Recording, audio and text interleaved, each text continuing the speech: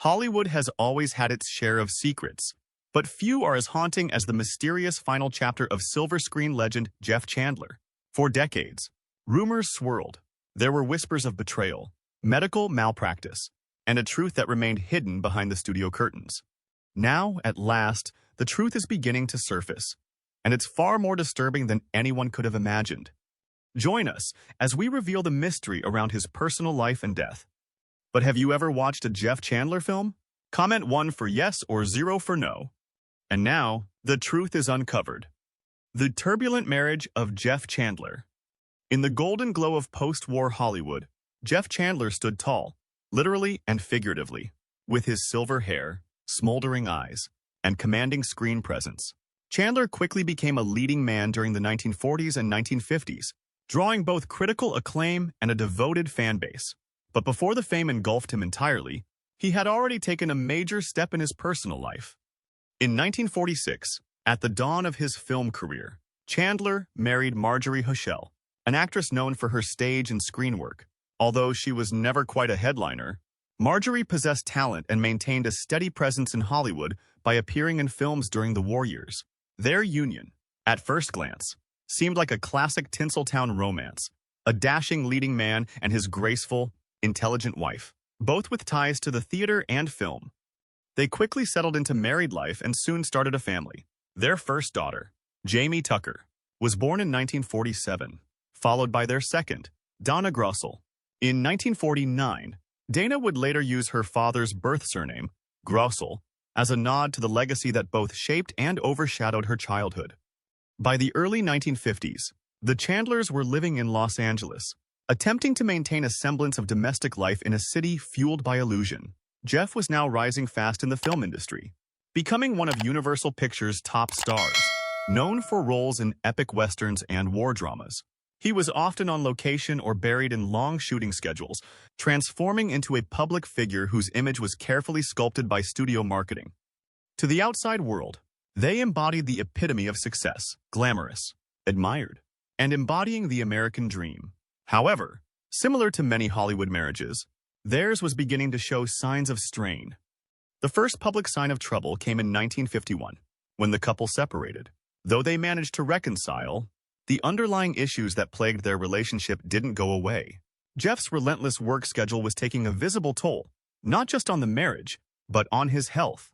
He was said to be chronically fatigued, so much so that Marjorie described instances he would fall asleep mid-conversation or even at parties. Regardless of the location or the people present, it wasn't just exhaustion, it was a complete mental and physical withdrawal from the world around him.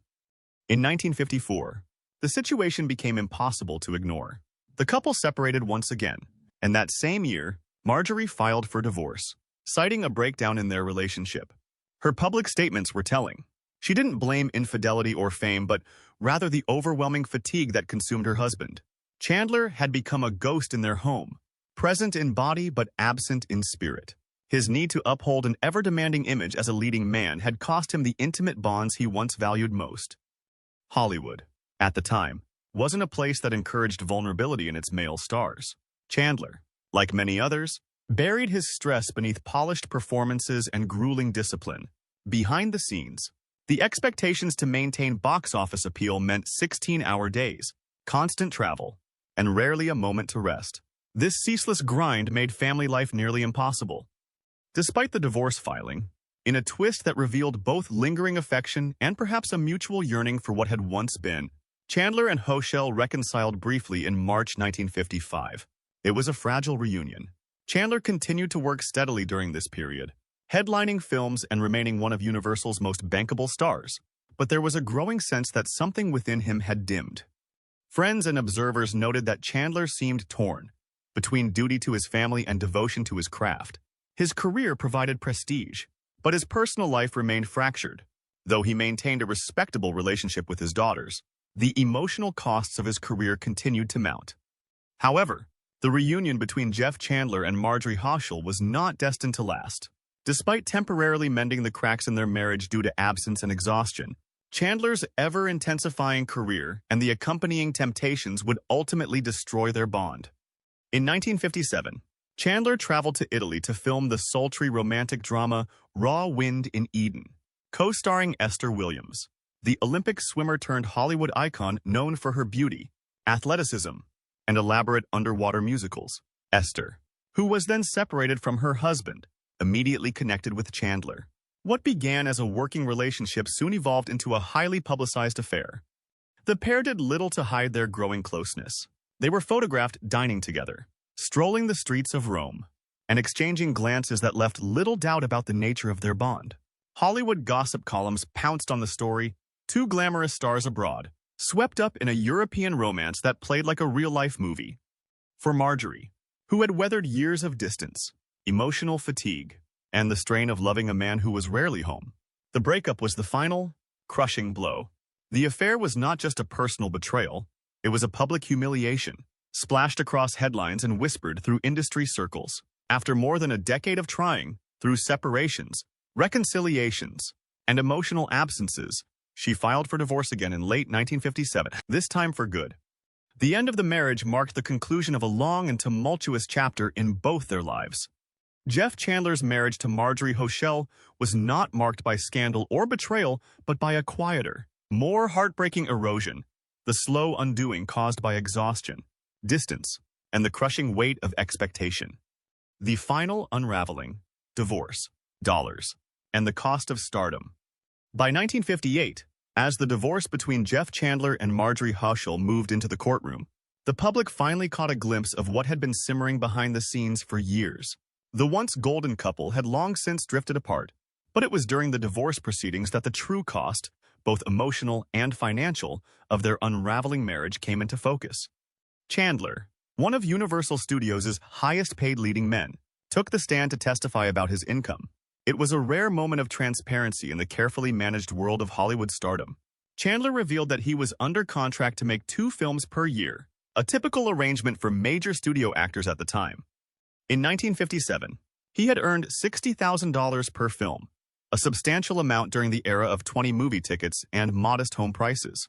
By 1958, his fee had increased to $75,000 per film, reflecting his growing box office draw and the studio's confidence in his star power.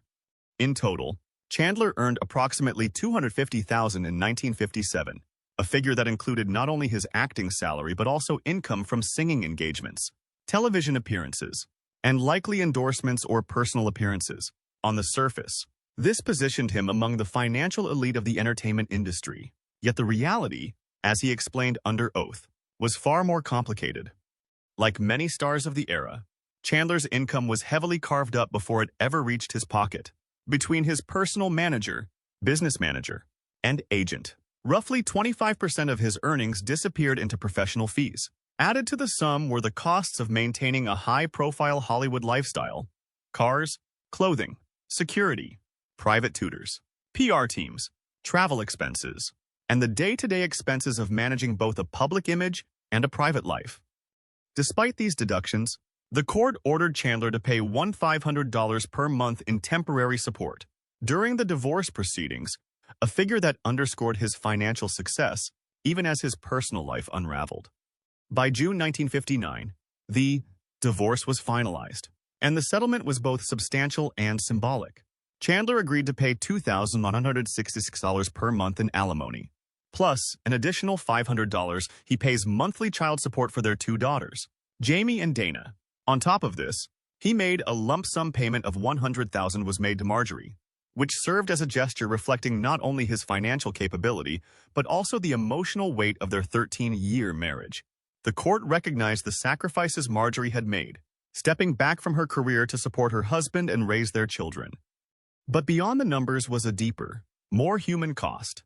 In her reflections, Marjorie Hochschild painted a portrait of a man increasingly consumed by his career, not by fame or ego, necessarily, but by the endless demands of staying at the top in a system that offered little time for rest or reflection.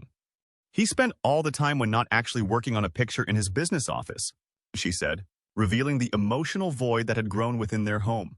Even when Chandler wasn't filming, he was tangled in meetings, contracts, press, and appearances, present but unreachable. The toll of this emotional absence was significant. Hochul admitted that the strain of the failing marriage left her physically unwell, eventually causing her to develop a stress-induced ulcer. It was a startling revelation. Beneath the glitz of Hollywood, the personal lives of its stars were often riddled with silent suffering. In the end, Chandler and Hochul's divorce was not just the termination of a legal union, it was a quiet epitaph to the dream they had once shared. Their marriage, like so many in Hollywood's golden age, was slowly eroded by ambition, exhaustion, and the inescapable glare of celebrity. Despite Chandler's continued prominence on screen, he faced significant challenges in his private life due to his pursuit of success, maintaining his image, and striking a delicate balance between his career and personal relationships. Love, scandal, and posthumous controversy, the complicated romantic life. After Jeff Chandler's divorce from Marjorie Hochul was finalized in 1959, his personal life continued to be a subject of fascination, not only for fans but for the tabloid press, which thrived on exposing the romantic entanglements of Hollywood's elite. Though Chandler never remarried, he remained a sought-after bachelor, admired for his broad shoulders, signature silver hair, and deep, commanding voice that had helped define his cinematic persona. In the years that followed his divorce, Chandler was romantically linked to several women in the entertainment industry, though most of his relationships were conducted with relative discretion. One of the more notable liaisons was with actress and singer Gloria DeHaven, a popular performer who had grown up in the studio system and was herself no stranger to public scrutiny. Their romance might have remained a quiet chapter in both their lives, if not for the notorious gossip publication Confidential magazine, which aggressively pursued celebrity scandals with a mix of sensationalism and subterfuge. During a legal trial involving the magazine, private investigator Fred O. Tash took the stand and admitted that detectives had tailed Chandler and DeHaven, documenting their interactions to produce proof of their affair. The revelation shocked the courtroom and revealed the extent to which tabloids were willing to violate the personal lives of stars, regardless of the emotional fallout. Even after his death, Chandler's private life did not rest in peace. The most controversial and enduring scandal surrounding him surfaced decades later. In 1999, when legendary actress and swimmer Esther Williams published her autobiography, The $1 Million Mermaid. In the memoir, Williams revisited her much-publicized relationship with Chandler, one that had blossomed during the filming of Raw Wind in Eden and had captivated fans in the late 1950s. But what shocked readers was not their romantic history, it was the reason she gave for its end. According to Williams, Chandler proposed marriage, only to confess afterward that he was a crossdresser, a revelation that she claimed ultimately ended their relationship. The claim was instantly explosive, sparking a media frenzy and reviving public interest in Chandler's private life, despite the fact that he had died nearly 40 years earlier in 1961. The backlash was immediate. Friends, co-stars, and admirers came forward to defend Chandler, rejecting the assertion as not only inaccurate but deeply unfair. Among the most vocal was Jane Russell, the outspoken and fiercely loyal actress known for her own commanding presence on screen. "I've never heard of such a thing," Russell told reporters. "Cross-dressing is the last thing I would expect of Jeff. He was a sweet guy, definitely all man." Other industry insiders echoed her sentiments, expressing doubt, confusion, and frustration at Williams' claim, which many felt did a disservice to a man who could no longer speak for himself. Some chalked the episode up to a misunderstanding or a misrepresentation, while others questioned Williams' motives for including the anecdote in her book at all. What made the allegation so jarring wasn't merely its content, it was the contrast between the claim and Chandler's public image. Throughout his career, Chandler had been cast as the embodiment of traditional masculinity, Native American warriors, hardened soldiers, cowboys, and stoic lovers. He had played Cochise in Broken Arrow, a role that earned him an Academy Award nomination and cemented his reputation as a rugged, serious leading man. To audiences and colleagues alike, he was the quintessential Hollywood hero, square-jawed and iron-willed. The suggestion that his private life might have included something so radically outside that public persona challenged deeply ingrained notions of masculinity and identity, especially in the context of mid-20th century Hollywood, where image was tightly controlled and any deviation from the norm could be career-ending. In the end, whether the claim was true, false, or somewhere in between, What it revealed was less about Chandler himself and more about how fiercely the public clings to the myths of its screen idols. Beyond his high-profile romances with Esther Williams and Gloria DeHaven, Jeff Chandler was also romantically linked to the formidable Anne Sheridan, a sultry and sharp-witted actress affectionately dubbed the Oomph Girl by the press. Sheridan had a reputation for brains, beauty, and brass, an ideal match, it seemed, for Chandler's blend of stoic masculinity and quiet sensitivity. Though their relationship was never officially confirmed, industry whispers and paparazzi snapshots hinted at a meaningful bond between the two, one forged in the rare moments when both stars could pause their whirlwind careers. Their association further fueled the narrative that Chandler was not only a star on screen, but a captivating presence in real life, attracting strong, accomplished women. These relationships, some fleeting, others serious, contributed to his image as one of Hollywood's most eligible bachelors. But behind the headlines and carefully orchestrated public appearances, Chandler's personal life told a different story. One of longing, pressure, and emotional distance. The same qualities that made him magnetic to audiences, a commanding voice, a statuesque figure, and a deep intensity also made it difficult for him to fully relax or let others in. He was, as some friends observed, always on, even in private. Throughout these emotional peaks and valleys, Chandler continued to work relentlessly. Whether in gritty war dramas like Merrill's Marauders, the historical epic Sign of the Pagan, or his Oscar-nominated performance in Broken Arrow, Chandler was in constant motion, driven by an unwavering ambition. He became known for portraying noble warriors, principled outcasts, and stoic men of action, roles that mirrored how the public preferred to see him. Strong, reliable, and unshakably masculine. Yet the man behind the camera was far more complex. Friends and former partners often spoke of a disquieting solitude that lingered behind Chandler's polite smile and professional polish. His deep commitment to his career came at the cost of personal happiness, and those who loved him found themselves competing with a machine, the unrelenting machinery of the studio system, publicity tours, rehearsals, and late nights at the business office. It wasn't that Chandler didn't care. Rather, he seemed unable to fully shift gears, even when the cameras weren't rolling. His ex-wife, Marjorie Hochschild, once noted that even in his off hours, Jeff was preoccupied with contracts, future roles, or branding decisions. He spent all the time when not actually working on a picture in his business office, she said, painting a portrait of a man consumed by the very dream that had made him a star. Over time, the cumulative weight of failed marriages, high-profile love affairs, and relentless media scrutiny began to leave its mark. The pressure to maintain a spotless public image clashed with Chandler's private insecurities and needs. The studio promoted him as the quintessential leading man, polished, poised, and heterosexual in the most conventional sense.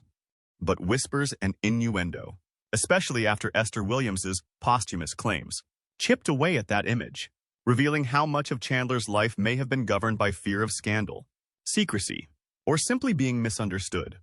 Still, for millions of fans in the 1950s, Jeff Chandler was the epitome of cinematic grace and masculinity. His silver-streaked hair and unmistakable voice etched into the fabric of Hollywood's golden age. His performances in films like Foxfire, Flame of Araby, and Django were lauded not just for their power, but for the subtle humanity he brought to even the most hardened characters. Unsettling and mysterious death. Nevertheless, beneath the public persona was a distressing and unexplained chain of circumstances that obscured his premature demise and left followers perplexed for what seemed like centuries. New evidence and testimony have now brought the long-simmering mystery to light, and what has emerged is not even near to the honorable image that his supporters always admired. This comes after years of conjecture and murmurs, hidden behind closed doors. Following what ought to have been a routine procedure for a slipped disc, Chandler passed away unexpectedly in 1961, when he was but 42 years old. According to official accounts at the time, his death was associated with complications after surgery. These problems included a blood infection and errors made by medical professionals. But even at that point, the circumstances surrounding his hospitalization raised warning lights. In the care of a reputed medical institution, friends, co-workers, and even his ex-wife started to wonder how a guy who appeared to be in good condition could degenerate so quickly. Nearly immediately after his demise, Rumors began to circulate that treatments had been mishandled, allergies had been missed, and staff members had been negligent. Cedars of Lebanon Hospital in Los Angeles, where Chandler had undergone surgery and never stepped out again, was at the center of the issue. Chandler had never left the hospital on his own. Conflicting reports added another layer of intrigue to the mystery. Others argued that Chandler's allergic responses to anesthesia and antibiotics were managed in a manner that was extremely inappropriate. Some others believed that Chandler had been given an incorrect diagnosis. After Chandler started experiencing seizures and anaphylactic symptoms, a nurse who was working in the operating room at the time reportedly told Chandler's buddy, Sammy Davis Jr., that there was a panic in the room. This is a frightening detail. The recently revealed court records and hospital archives have led to the realization that Chandler was given a prescription to which he had previously been shown to be allergic. More precisely, the medication in question was a penicillin substance. Inadequate post-surgical surveillance, in conjunction with this deadly mistake, was the cause of his precipitous demise. The hospital reportedly attempted to cover up their blunders rather than admitting culpability because they were afraid of the legal ramifications and the public indignation that would result from their actions. There was a shroud of quiet that surrounding the case in the years that followed, which made the situation much more difficult. The studio structure was accused of making a deliberate attempt to conceal embarrassing information, according to many who were within the industry. During that time period, Universal Pictures had a significant amount of money invested in Chandler's reputation. Among the few leading males who were capable of effectively playing heroic characters across a variety of genres, including westerns, war pictures, and historical epics, he was one of the most bankable performers in their industry. It would not only be detrimental to Chandler's reputation if there was negative news regarding medical ineptitude and institutional failure, but it might also have far-reaching ramifications for the legitimacy of Hollywood's image of the golden era. Another element of sadness was added to the situation when it was revealed that Chandler's personal life was filled with tension and conjecture. His public story was only made more convoluted by rumors and whispers regarding his private relationships, stressful marriages, and reported infidelity. In later interviews, his ex-wife, Marjorie Hochel, made a public indication that there was more to Chandler's death than the public had been informed. She suggested that Chandler's loss of mental stability and tiredness may have rendered him more susceptible to physical harm. Even though Chandler was battling with severe pain, his friends discovered that he had been working long hours on film shoots and making personal appearances. An ideal storm was produced when the stress was paired with the fact that the individual did not obtain the required medical treatment. Researchers and cinema historians have been able to connect connections that were previously thought to be unconnected in recent years, thanks to the use of digital archives and the resurgence of biographical interest in Chandler's life. Previously believed to have been destroyed, medical documents were discovered by investigative journalists. Additionally, letters from Chandler's close friends were discovered, in which they expressed their fury and sadness over what they referred to as a tragedy that might have been easily avoided. In light of these facts, it is clear that the incident was not the result of a terrible accident, but rather of systematic incompetence and maybe even a covert operation aimed to preserve reputations and limit liabilities. Jamie Tucker, Chandler's daughter, is the one who spent years discreetly lobbying for access to her father's confidential medical papers. It was through her efforts that the last pieces of the puzzle were made public. During a touching interview, she expressed the agony she suffered as a result of not being able to completely understand the circumstances surrounding her father's passing. She stated that because he was not just a famous person but also my father, he did not deserve to pass away in such a manner. The hospital was forced to provide the documents as a result of a court order, which confirmed that critical medical protocols were disregarded and that Chandler's allergic responses were recognized prior to the surgery. Her perseverance earned her the reward. After the mystery has been solved, the truth has cast a gloomy shadow over the dazzling veneer that old Hollywood has been presenting. Before died in mysterious, Jeff Chandler used to be a legend. A golden age of Hollywood. Ira Grossel. Chandler, better known as Jeff Chandler, was born on December 15, 1918 in Brooklyn, New York. He was an American actor and singer who was renowned for his stunning good looks and enormous skill. His career made an indelible mark on Hollywood throughout the middle of the 20th century.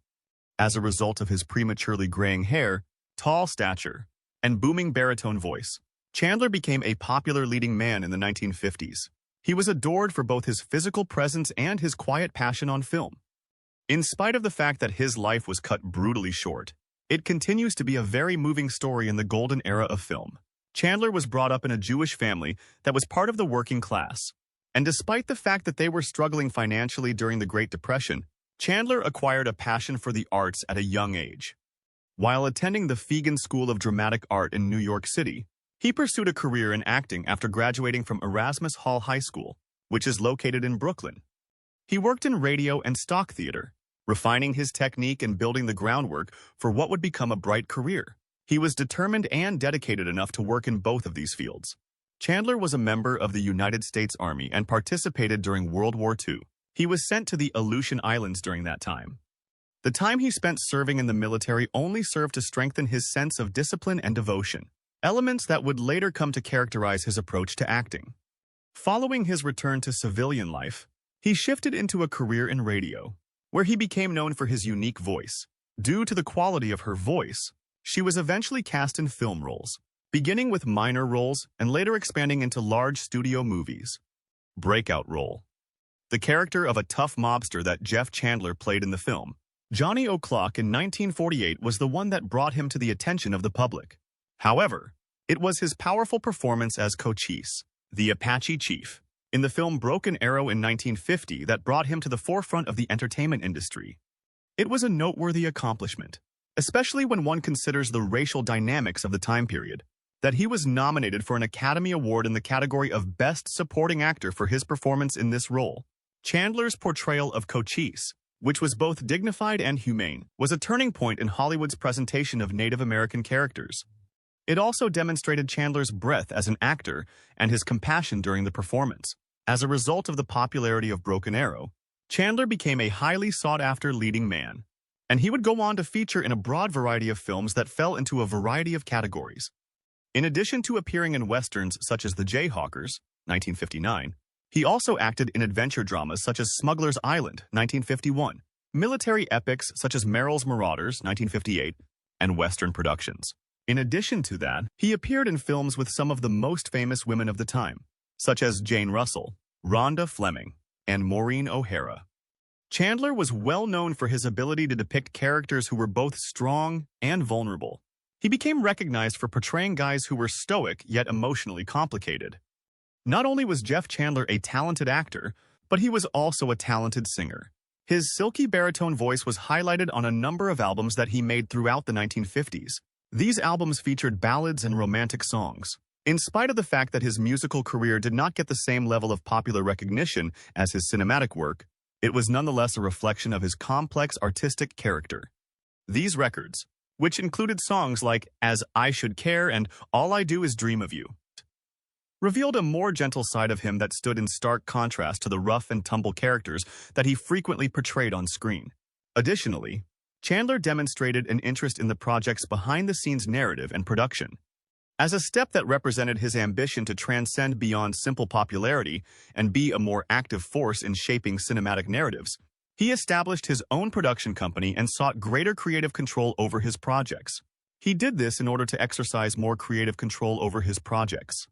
Chandler's uncommon entrepreneurial attitude among performers at the time further demonstrated his aspirational and forward-thinking personality. The story of Jeff Chandler's demise is no longer just a sad anecdote about a beloved actor dying too young. It is a sobering reminder of how even the brightest stars can be extinguished by negligence, silence, and systemic failure. As fans revisit his films, many do so with a deeper appreciation of the man behind the roles, and with lingering questions about how many similar tragedies have been quietly buried in the annals of Hollywood history. Jeff Chandler's death was written off as a tragic medical accident, but the truth, buried beneath layers of silence and studio spin, suggests something darker. Whether it was medical negligence, personal betrayal, or a cover-up, his story deserves to be known. Because even in Hollywood, the lights can't hide everything.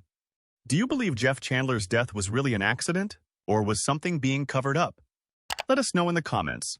And if this story moved you, like, share, and subscribe for more untold truths from the legends of film history.